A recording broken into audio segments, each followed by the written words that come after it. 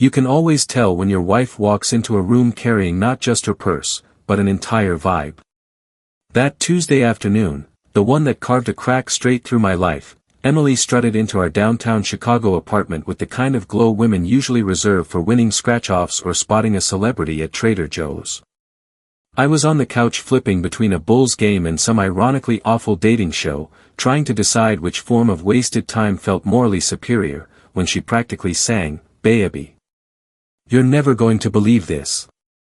Her voice hit the windows hard enough I swear I saw one tremble. I muted the TV and braced myself, because historically, "You're never going to believe this," translated to, "Your credit card is about to suffer a slow and painful death." Last time she said those words, we ended up signed into a wine club that delivered bottles costing more than my car insurance premium. Before that, she'd invested, her word, invested, in a pottery class bundle that resulted in 16 lopsided bowls we now use to hold keys and loose batteries. "So?" I asked carefully. "Which organ of mine will be sold this time?" She shot me a look like I'd insulted her entire bloodline. Then, with dramatic flair, she kicked off her heels that cost more than 3 months of my gym membership, and plopped onto the couch. "Claire invited me," she breathed, "on the most amazing girls' trip ever." That explained the glow. That explained the heels. That explained everything. Claire Davenport Hale, Emily's best friend since college, existed on a financial tier most of us only visit through Netflix documentaries. The woman lived in a glass condo overlooking Lake Michigan, used "summer" as a verb, and casually mentioned things like "our art curator" without irony. Her husband, Victor, was an investor in something tech-ish and rich guy-ish, the type of job that somehow generates enough money to buy a second home in Aspen, for convenience. Claire's world wasn't just different from ours, it had valet parking. "Let me guess," I said. "She wants you to fly to Paris for a croissant and then swing by Milan for shoes that cost more than our mortgage?" Emily smacked my shoulder. "Stop. And no. It's a beach resort. Private. Gorgeous. Just the girls. A whole week. No kids, no husbands, no worries." Her eyes sparkled in that way that always got me, the way they used to when she talked about our future, the family we'd build someday, the places we'd travel when we weren't drowning in work. She looked lighter, like the mere thought of escape had knocked 20 pounds of stress off her shoulders. "Okay," I said. "What's the damage?" "That's the best part," she squealed, grabbing both my hands. "Claire is covering everything. The resort, the food, the drinks, the spa, all of it." I blinked. "Why?" Emily shrugged with a dreamy smile. "She said she booked the entire place and wants her closest friends there. Something about celebrating life. Only rich people celebrated life by dropping the equivalent of my annual salary on a week-long vacation." "Well," I said, pulling her close, "sounds like you're going." She kissed me, quick and sweet. "You're the best, you know that." I wasn't. I was just a husband who knew when saying no meant sleeping on the couch. The next few days turned into a shopping montage straight from a rom-com, except rom-com husbands don't watch their credit card apps bleed in real time. She bought new dresses, new beachwear, new luggage, new everything. Emily always dressed nicely, but this trip awakened something primal in her, like she'd been summoned to an aesthetic Olympics and refused to show up unprepared. She got her hair done, nails done, brows done, some procedure involving steam and crystals I didn't fully understand. Our bedroom looked like Nordstrom had exploded in it. "You're sure you have enough clothes?" I teased as she attempted to zip a suitcase that had lost its will to live. "Funny," she said, grinning. Really funny. But she was glowing. I hadn't seen her that happy in months, maybe years. The morning she left, she was up at 5 a.m., buzzing around the apartment, humming, double-checking lists, repacking, caffeinating, and barely eating the toast I made her. When her Uber Black, of course Claire sent a premium one, pulled up, she hugged me like she meant it. "I'll call you every night," she promised. Bring me back a seashell, I said. And don't return with crazy ideas about redecorating the house. No promises. She climbed into the car, waving as if she were boarding a world tour instead of a one-week luxury getaway. I watched the Uber disappear down the street. And I had absolutely no idea I'd just watched my marriage leave with it. Bachelor life, night 1. For 12 whole hours, my life reverted to its pre-marriage form, messy, ungroomed, guilty pleasure heaven. I ate pizza straight from the box while standing in my boxers. My socks became decorative floor art. I watched a 3-hour marathon of custom motorcycle builds. Then, around 9 p.m., the apartment felt too quiet. That's when my phone buzzed with a FaceTime call. Emily's face appeared on the screen, sun-kissed and radiant, framed by palm trees and pure, high-budget paradise behind her. "Baby, look at this place," she gushed, spinning the camera around to show water so blue it looked CGI. "It's unreal." I whistled. "You're suffering." "Truly." She giggled, and voices drifted behind her, her friends, laughing over cocktails that probably cost more than my weekly groceries. "We're heading to the beach bar next," she said. "Claire says the signature drinks are life-changing." "Do they also change your credit score?" Mark. The next night she called again, same background, same glow, but slightly more distracted. The stories were lighter, sketched in vague strokes instead of the enthusiastic monologues she used to deliver after a normal Tuesday. By night 3, something felt off. Not wrong, just different. She still looked beautiful, but her focus was elsewhere. She talked less, asked fewer questions, laughed but slightly delayed, like her mind lagged behind her expressions. And once, just once, I swear I saw a man walk past in the background. Tall. Dark-haired. Definitely not one of the girls. But I brushed it off. Resorts had staff. Guests. Random people wandering to grab towels. No reason to jump to conclusions. When I asked about it, she said, a little too quickly, "Oh, Victor stopped by earlier to check on things. But no, he's not staying here." Seemed plausible. He was the type to check in, make sure Claire's big, celebrate life, extravaganza went smoothly. Still, her answers stayed vague. And Emily was never vague. But I chalked it up to vacation brain. Luxury had a way of rewiring people temporarily. I had no idea how much had rewired. The airport reunion that wasn't. I spent the week prepping for her return like a man auditioning for Husband of the Year. Cleaned the entire apartment. Bought flowers. Cooked lasagna.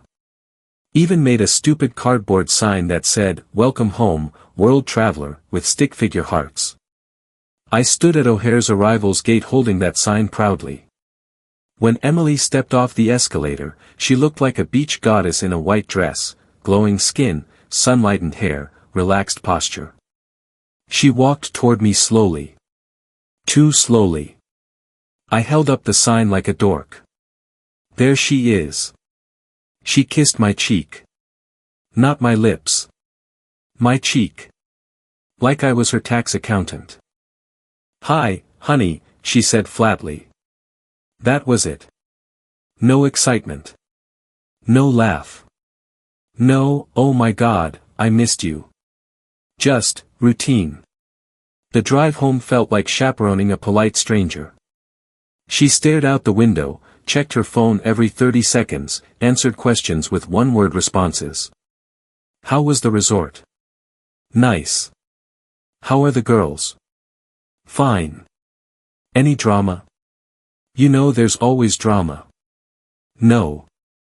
Emily without commentary was like Chicago without deep dish, unnatural.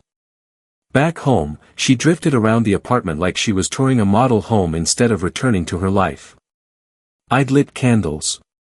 Set the table. Chilled wine. She barely noticed any of it. "I'm gonna shower," she said. Then she locked the bathroom door. She never locked the bathroom door. When she came back down, she wore old pajamas and carried a strange distance in her eyes. We sat down to eat, or rather, I ate, and she moved food around her plate. After dinner, she went to bed early and faced away from me. When I tried to put my arm around her, she tensed. I stared at the ceiling that night, knowing something had happened on that trip. Something she wasn't saying. Something big. And I had no idea how big. The bomb drops. A month passed. A month of foggy conversations, forced smiles, work text messages that buzzed day and night, and Emily acting like a wife playing a role in a play she didn't audition for. Then, one Tuesday morning, I found her at the kitchen table, pale, red-eyed, shaking. "Mark," she said. "We need to talk."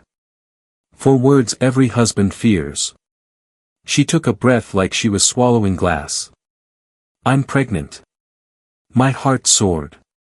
Actually soared. We'd been trying. Hoping. Planning. But she didn't smile. And the silence after the announcement crushed something inside me. "Emily." I whispered. "What's wrong?" Another breath. A broken whisper. "It's not yours." The world went still. My chest tightened so violently I thought I might pass out. I heard myself ask, in a voice that didn't sound like mine, "Whose?" She cried harder, covering her face. "Victor's. Claire's husband. Her best friend's husband. The man I saw in the background. The man she swore wasn't there." And everything, every strange look, every quiet night, every locked door, snapped into horrifying clarity. I didn't yell. Didn't stand. Didn't throw anything. I just sat there, staring at the woman I thought I knew, the woman I'd chosen, the woman I'd trusted. And she shattered our life with one sentence. Chapter 2, the day everything fell apart. Time didn't move normally after Emily said the words, "It's not yours." It didn't move at all, really. It hung there, thick and suffocating, like someone had vacuum sealed the entire kitchen in shock. I heard sounds, my heartbeat, her choked breaths, the hum of the refrigerator, but they felt far away, like I was underwater. Like I wasn't the person sitting in that chair, hearing that from his wife. When sound finally returned to me, it came in one sentence. "Please, please don't say anything yet." I hadn't said a word. She wiped her eyes, hands trembling so violently her coffee sloshed over the rim of the mug. "I didn't mean for any of this to happen," she whispered. "I swear to you, Mark, I didn't go on that trip planning to sleep with your best friend's husband." The words came out flat, not angry. Detached, almost. She winced. "I know. God, I know. I hate myself every second." I leaned back, staring at her. If she had slapped me across the face, it would have been easier to process. Physical pain has clean edges. This didn't. My mind clung to logistics, details, anything that could make sense of the impossible. "How?" I finally asked. The question wasn't an accusation. It was a demand for a timeline, a map, a way to retrace the steps that led from "girl's trip" to "baby that isn't mine." She took a shaky breath. "When Claire left, her mom's heart attack, you know about that, right?" I nodded. She was devastated. She cried all morning. She felt like she ruined the whole trip. She flew out that afternoon. We all comforted her. She paused, eyes unfocused, like she was replaying the memory. "And Victor?" I pressed. "He flew in the same day." "Of course he did." Victor Hale, the doting, polished husband with the permanent calm expression of a man who owns multiple properties and zero stress. He said Claire would want everything to continue as planned. He said he'd cover whatever she couldn't handle from home. I scoffed. Very considerate. She flinched again, but kept talking. For the first couple of days, he was barely around. He helped arrange spa appointments, dinner reservations, made sure the staff knew we were his wife's guests. It was all professional. Polite. My jaw clenched. And then? Her voice thinned to a fragile thread. Then the last night happened. I didn't interrupt. She looked small and exhausted, like she was unraveling just trying to recount it. We had dinner at that restaurant right on the beach. You saw the pictures I sent. The whole thing was perfect. Too perfect. Everyone was drinking, laughing, doing shots they shouldn't have done. The other girls left early, they were tired and tipsy. And you stayed, I said. She nodded, palms flattening against the table as if anchoring herself. Victor and I started talking. About Claire. About the scare with her mom. About how stressful their life has been. It felt normal. Like talking with a friend's husband about basic adult stuff. She wiped her cheeks. I don't even know when I crossed the line. The drinks hit harder than I expected.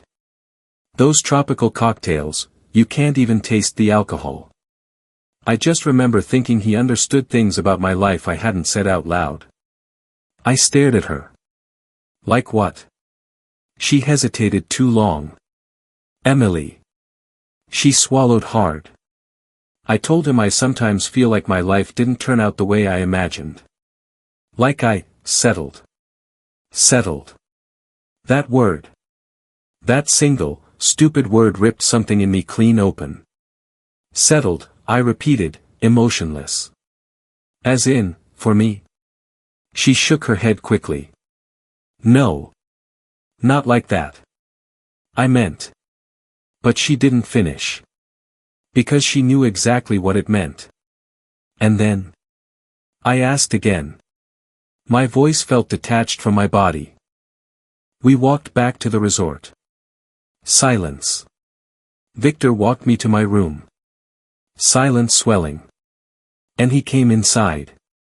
Silence exploding. It just happened, she whispered. It didn't just happen, I corrected. You invited him in. Her eyes squeezed shut. I know. I know. I was drunk and emotional and stupid, Anne. And then you slept with him. She nodded, tears spilling again.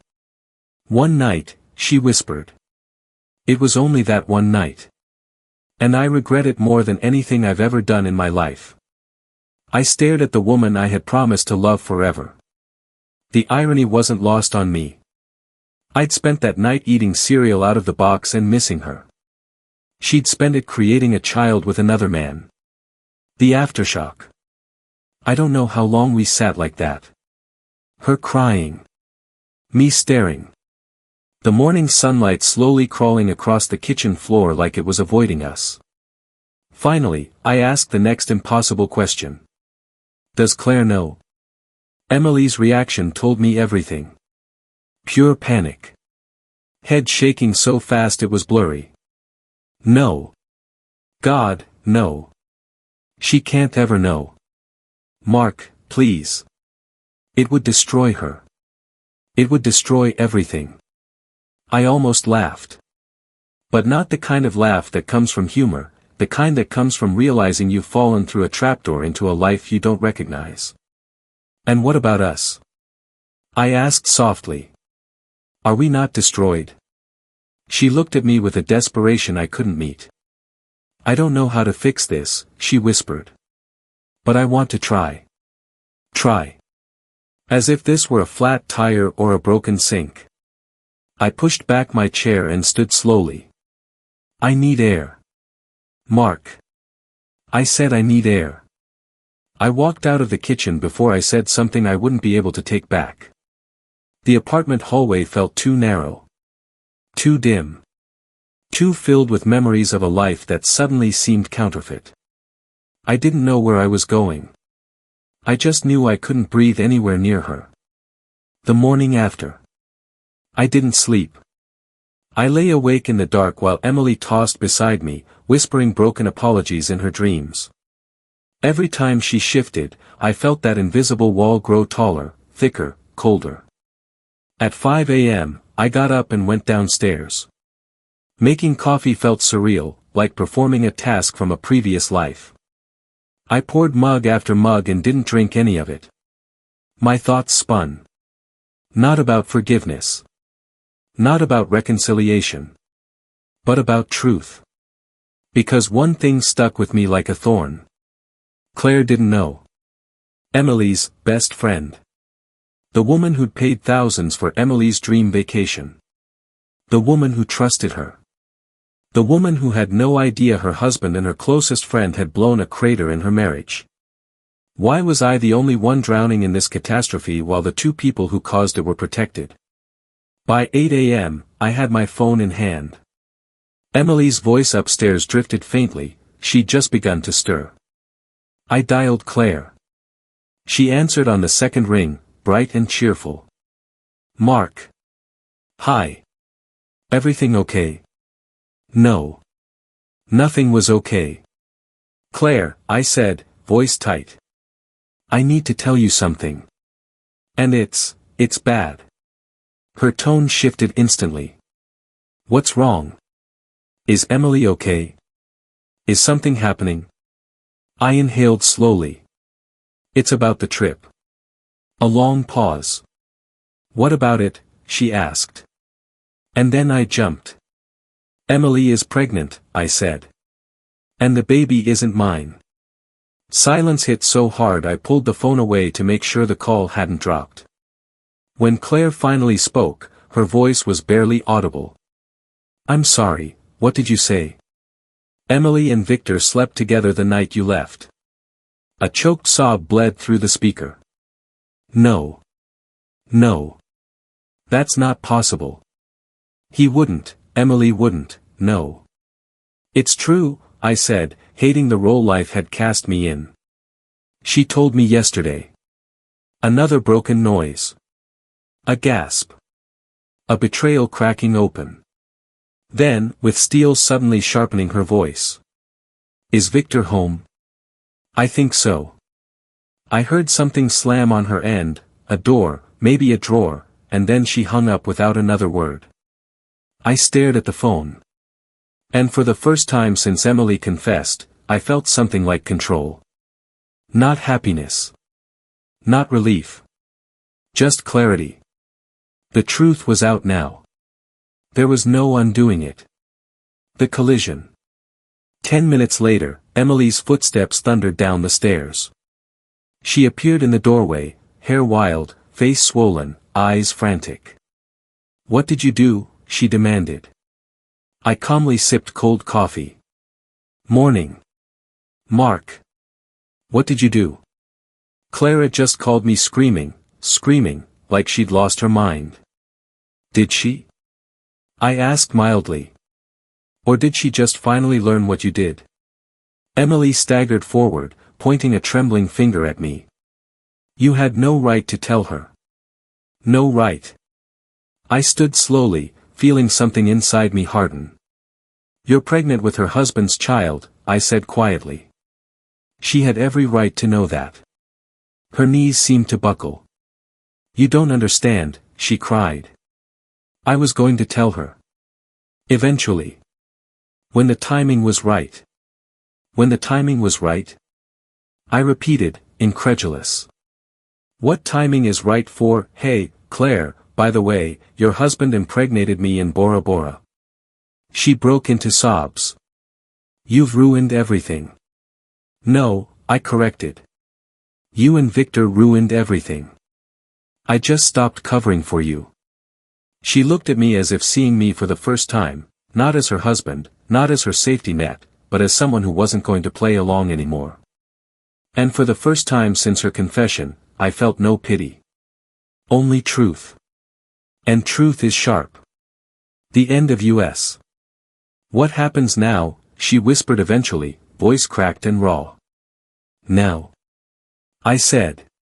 Now you deal with the consequences of your choices. And us? She sobbed. There is no us, I said simply. Not anymore. Her legs folded, and she dropped into a chair, face in her hands. I walked past her. Grabbed my keys. Opened the door. Where are you going? She choked. To work, I said. Some of us still have responsibilities. And then I left her behind, in that kitchen filled with the ghosts of every promise she broke. Chapter 3, The slow death of a marriage. The next morning should have felt different. Movies make it seem like once a truth bomb drops, everything shifts instantly, like your life gets a new filter. But real life doesn't work like that. You still wake up to the same alarm, the same street noise drifting through the window, the same coffee pot sputtering like it's on its last leg. Except now, sitting at the dining table was my wife, the woman I'd spent 8 years loving, looking like she'd aged a decade overnight. Emily had a notepad in front of her. Not a little sticky note of apology. Not a brief "we need to talk" list. A full legal pad, covered in handwriting. Her eyes were swollen. Her hair was a mess. And she looked like someone trying to deliver a quarterly business presentation while her personal life burned behind her. I've been thinking all night, she began, voice scratchy. About ways we can work through this. Through this. As if this were misplacing a tax form. I sat across from her, hands wrapped around a mug of coffee I didn't want. Okay, I said carefully. Go ahead. She seemed relieved that I wasn't immediately screaming. She straightened the notepad like she was about to present to a boardroom. I know what I did was wrong, she began. I betrayed your trust, and I hurt you deeply. But people recover from infidelity. Couples rebuild. It's common. The fact that she summarized the destruction of 2 marriages as common was almost comical. I've made a list of next steps, she continued, flipping the page. Therapy options. Counseling programs. Infidelity recovery workshops. Support groups for couples in crisis. Emily, I cut in. Stop. She froze, pen in hand. What exactly are you hoping will happen here? She swallowed hard. That we can move past this. Together. As a family. The baby doesn't have to change anything. I stared at her so long she shifted uncomfortably. Emily, I said slowly, you're asking me to raise another man's child. Her eyes glistened. Biology doesn't define a father. Love does. Plenty of men raise children they aren't related to. In situations they agreed to, I said sharply. Not situations where their wife cheats on them during a luxury vacation. She flinched, but I wasn't finished. And what about Victor? Does he just disappear? Does he pretend the kid doesn't exist? She hesitated. That hesitation was enough. We haven't discussed that yet.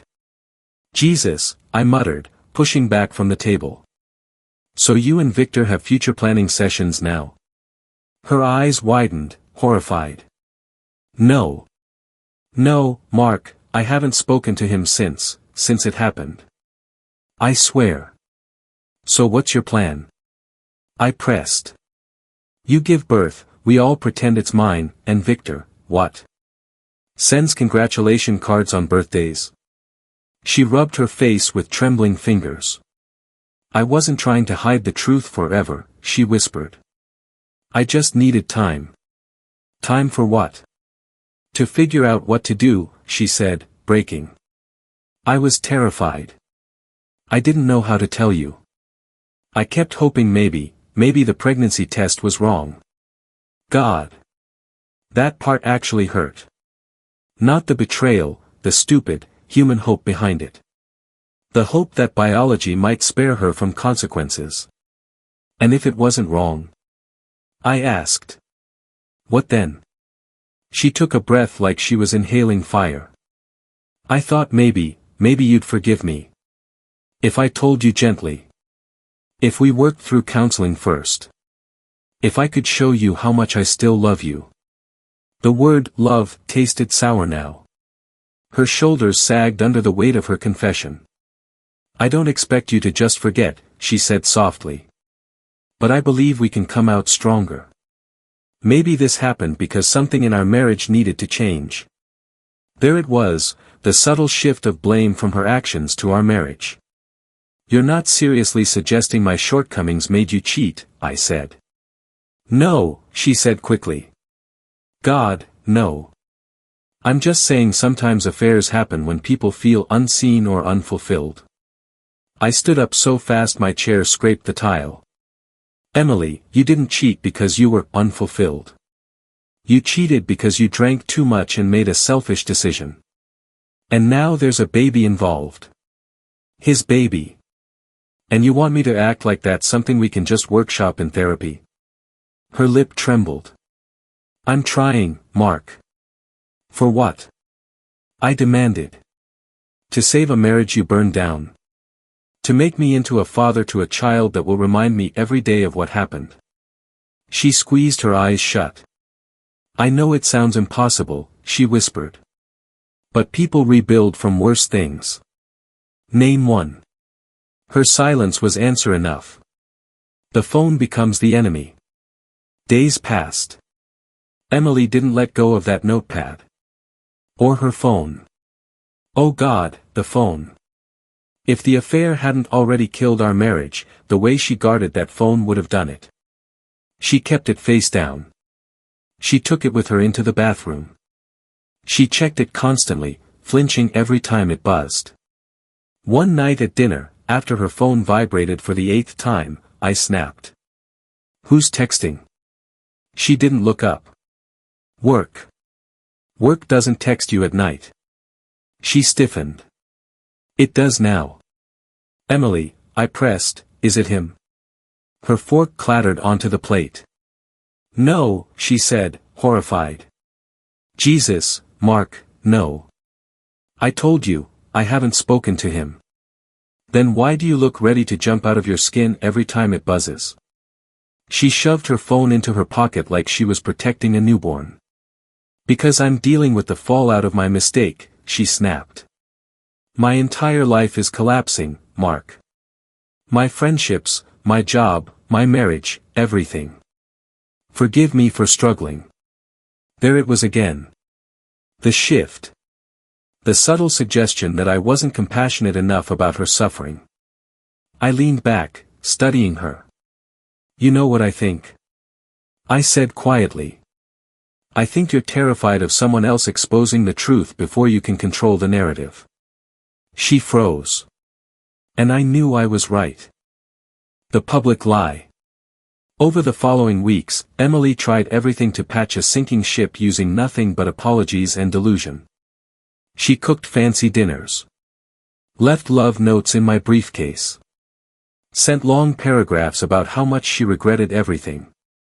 Researched parenting classes. Booked therapy consultations. Stared at me with hopeful eyes every morning. I wanted to feel something. Anger. Compassion. Grief. Anything. Instead, I felt numb. Like my emotions had clocked out early, leaving me alone with the operational skeleton of a life that no longer wanted me. She asked constantly. Are you thinking about divorce? Do you still love me? Can we fix this? Do you see a future with me? I never had a clear answer. Because the picture of our future wasn't blurry, it was blank. The final straw. One morning, she greeted me with brochures spread across the table. Parenting classes. Maternity support groups. Books about raising children in blended families. She looked up and smiled weakly. I thought, maybe we could do these together. Something in me hardened completely. Emily, I said slowly, stop. She froze. What? Stop pretending this marriage is going to survive. Her eyes widened, filling instantly. Mark. I can't do it, I said. I can't raise his child. I can't play pretend. I can't rebuild a marriage on a foundation you burned. She shook her head, crying. No. No, we can fix this. We just need. We need nothing, I interrupted. I've already talked to a lawyer. Her sob turned into a choking sound. No. Please, Mark, please don't do this. I love you. I made a horrible mistake, but I love you. Love doesn't erase consequences, I said. People will think you're abandoning your pregnant wife. I'm not abandoning my wife, I said quietly. I'm leaving the woman who lied to me and slept with someone else. She covered her face and sobbed so hard her shoulders shook. But the sympathy I once had was gone. There was nothing left to repair. I stood. This marriage is over, I said. I'll move out this weekend. Her face crumpled in a way I will never forget. Mark, please. But I walked away. Because sometimes the only way to save yourself is to stop trying to save someone else. Chapter 4, Choosing Freedom Over Ruins. There's a strange clarity that comes the moment you finally stop pretending everything can be saved. It doesn't hit like gunfire or thunder, it settles quietly, the way daylight creeps into a room before sunrise. You don't notice the moment it changes, only that, suddenly, you can see again. That's how it felt the morning I decided to make the divorce real. For weeks, Emily's apologies had swung wildly between desperate and methodical, a pendulum powered by guilt and fear. But something in me had gone silent. Not numb. Not cold. Just, done. When I told her I'd talked to a lawyer, the sound she made wasn't grieving, it was disbelief. Like she truly thought the situation was fixable if she just cried enough tears, cooked enough dinners, wrote enough notes. But some things aren't repaired. They're survived. The apartment hunt. That weekend, while Emily tried to cling to the idea of us, I drove to a part of Chicago I had never imagined living in. Not bad, but definitely not the kind of area married couples move to. It was mostly young professionals, a few retirees, and an uncomfortable number of buildings that looked like they'd last been renovated when Nixon was in office. I toured places that smelled like old carpets and burnt toast, units where the walls were so thin I could hear the neighbor coughing through them. But they were within my budget, a budget I suddenly had to navigate alone. The apartment I eventually settled on wasn't great. The appliances were dated. The bathroom tiles were cracked. The elevator made a noise that sounded like a dying raccoon. But when I stood in that empty, slightly musty studio, the sun sliding through dusty blinds, I felt something I hadn't felt in months. Relief. Peace in its most basic form. It didn't matter that the air conditioner rattled or the closet barely held 3 shirts. It was mine, untouched, untainted, and far away from the ghost of what my marriage had become. I signed the lease. Driving home afterward felt like betraying Emily all over again, even though she was the one who had detonated everything. But guilt is strange that way, it attaches itself to the wrong people. The lawyer meeting. Monday morning, instead of going to work, I stepped into a sleek downtown office with a view of the river. The plaque on the door read, Mitchell and Associates, Family Law Specialists. Robert Mitchell was exactly the kind of man you want on your side during a divorce, composed, clinical, and uninterested in emotional nuance. He didn't react when I told him the story. Didn't gasp. Didn't wince. He simply nodded and asked, "Do you want out cleanly, or do you want justice?"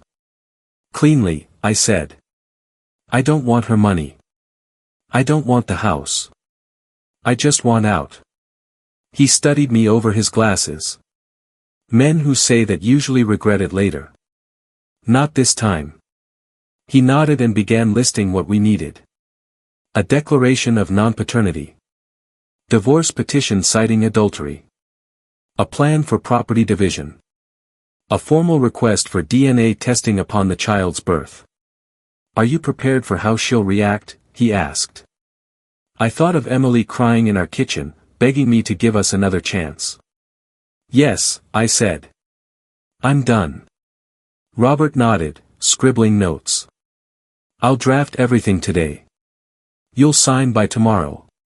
Leaving the office felt lighter than I expected, like removing a coat I didn't realize I'd been wearing for months. The last conversation. That evening, I found Emily in the living room surrounded by takeout boxes and a printed schedule of healing steps for rebuilding trust. She stood when she saw me. "Mark," she said softly, "I've been thinking. Maybe we should move somewhere new. A fresh city. A fresh start. We can get away from all of this." She said it with hope, tiny, fragile hope. "Emily," I answered, "we're not moving anywhere together." She blinked. "You don't mean that." "I do." "No, you're just overwhelmed," she insisted. "You're hurt. You're angry. But we can come back from this. Couples survive worse. We can go to therapy. We can rebuild intimacy. We can." "Stop." My voice cut through the room. "We can't rebuild anything. There is nothing left to rebuild." She sank back onto the couch, shaking her head in denial. "But I love you," she whispered. "That's not enough," I replied. "Not after what happened. Not after the lies. Not after the pregnancy." She covered her mouth like she could push the sobs back in. "What about our friends?" she choked. "What do I tell them? What do you want me to tell people?" "The truth," I said. "Tell them the truth." "People will judge me," she whispered. "Some will," I admitted. "But that isn't my problem anymore."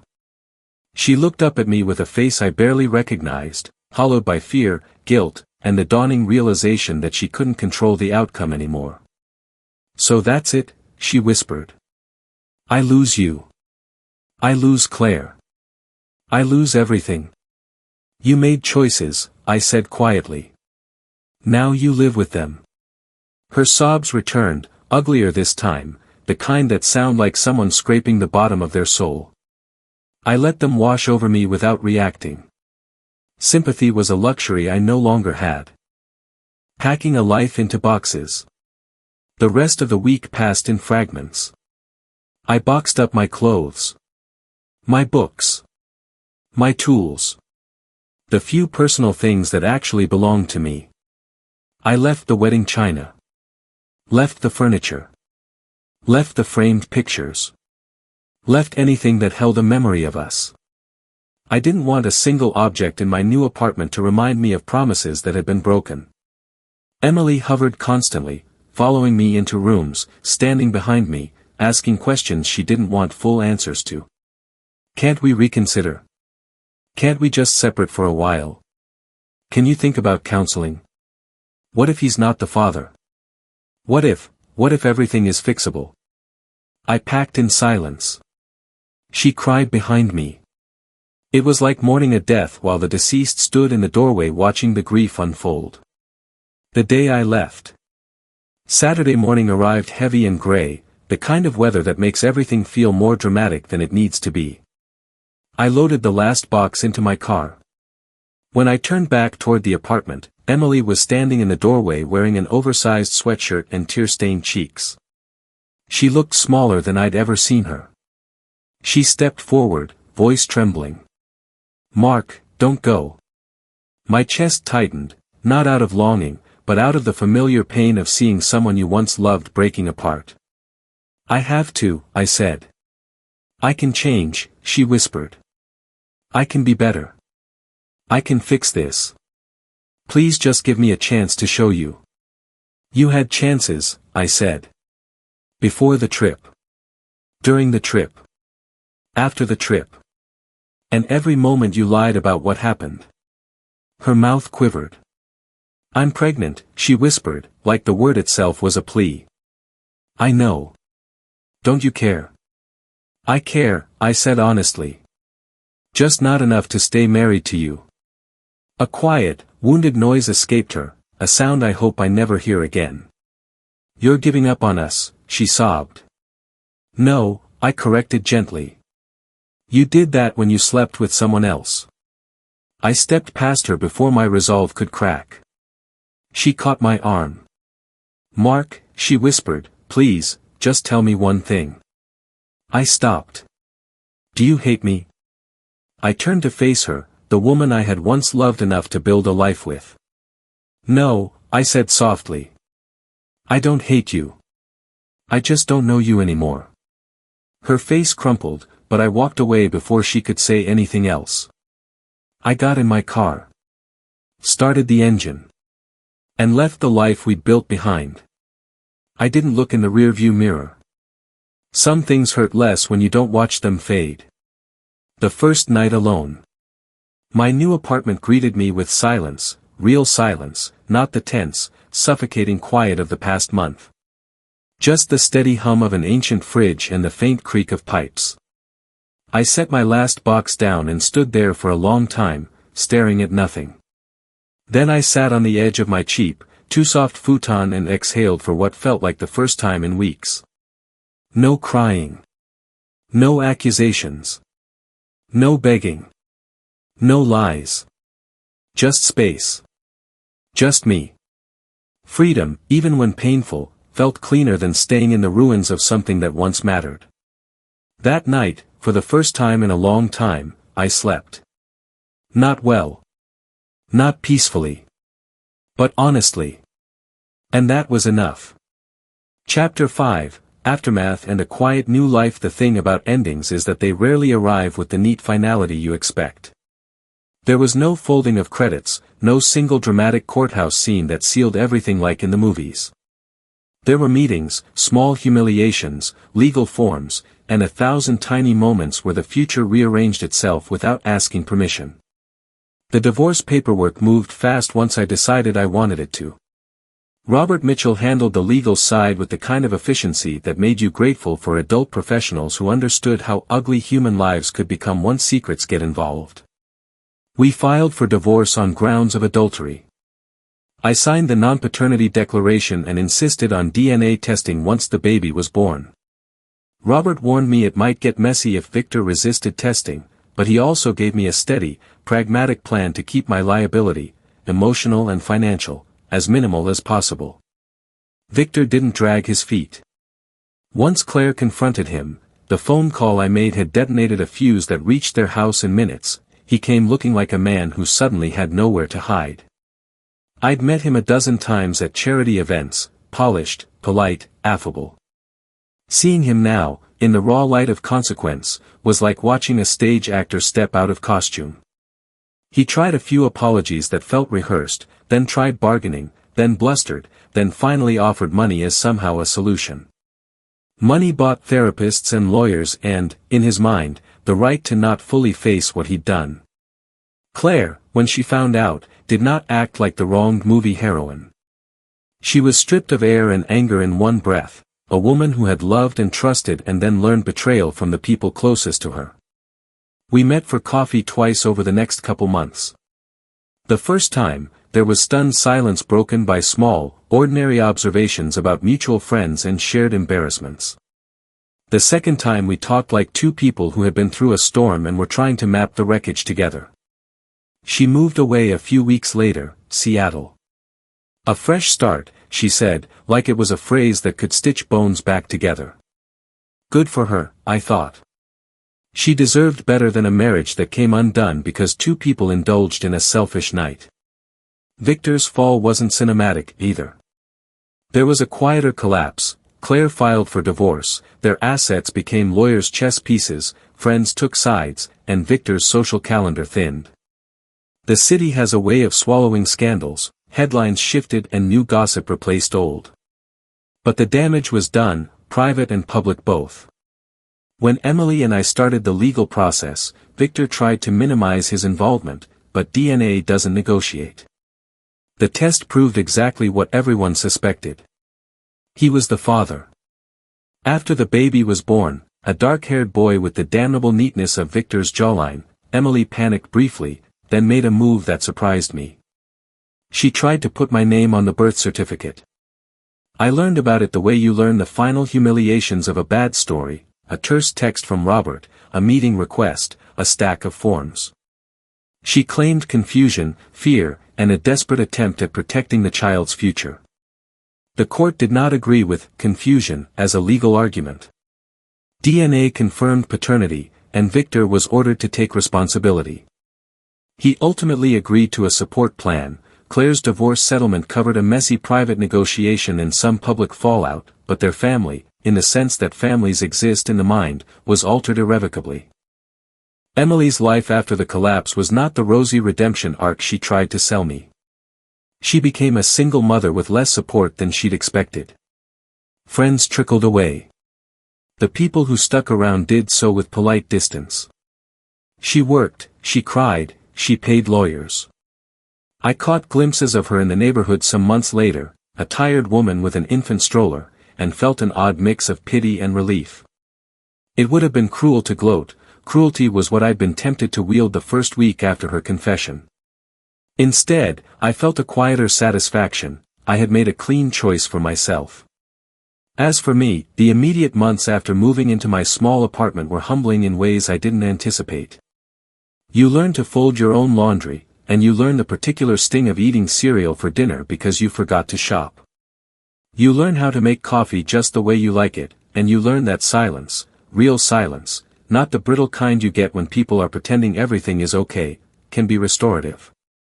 I started building a life that was deliberate in small, stubborn ways. I took a cooking class because survival with boxed meals felt like defeat. I joined a gym and stopped letting anger be the only thing that made me move. I dated, awkwardly at first, then with a steadier, quieter confidence. The people I dated asked the right questions later: are you over it? And the right ones earlier: what do you want now?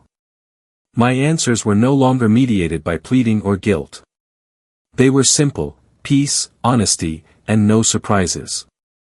Friends and family expected a man scorned would seek revenge, the dramatic public shaming, the humiliating exposés. Some of them were disappointed I didn't play the role. But revenge, I'd learned, is a kind of living that chains you to the very thing you want to escape. I chose not to spend my energy on payback. I chose to spend it on a life that made me feel whole again. There were awkward conversations at Thanksgiving and polite inquiries at neighborhood holiday parties. People asked about the divorce with a strange blend of curiosity and sympathy. I avoided many of them, and answered honestly to a few: it's better this way. They nodded, because that's what people do when someone gives them a tidy moral. But moral tidy never fully captures the mess of the real thing. The truth was more ordinary. I had traded a complicated, painful marriage for a quieter, smaller life in which I got to be myself. Months later, Emily sent a message that landed like a small stone in my inbox: 3 words. I miss you. I stared at it for a long time, thumb hovering. There were replies that would have been kinder, replies that would have been cruel, replies that would have opened a door I had welded shut. I deleted it. She deserved the chance to miss, to regret, to heal. What she didn't deserve was my emotional labor after she'd signed up for the chaos. I kept the message unread in my head for a minute and then let it dissolve.